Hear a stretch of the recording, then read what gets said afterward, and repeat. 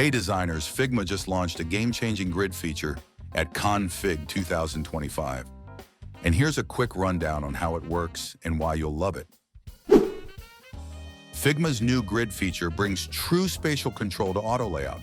Instead of only stacking items vertically or horizontally, now you can place elements inside a customizable grid with rows, columns, spacing, and padding control. Think CSS Grid, but inside Figma. To use it, start with a regular frame, select it, then under Layout Settings, activate the grid option. You'll instantly see default boxes, like 2 columns by 2 rows. Want more control?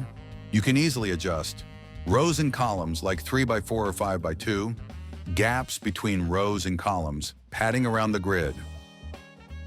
Resize individual rows and columns by dragging the blue auto handles. Super intuitive. Just drag your images or components into the grid boxes one by one and turn off the lock aspect ratio.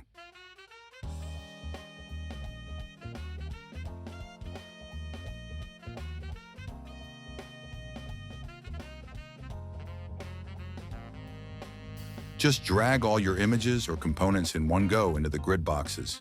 Need something larger?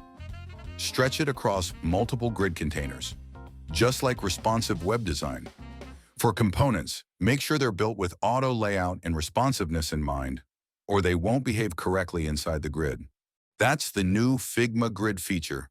Faster layouts, better control, and responsive friendly. Go give it a try. And stay tuned for more Config 2025 updates.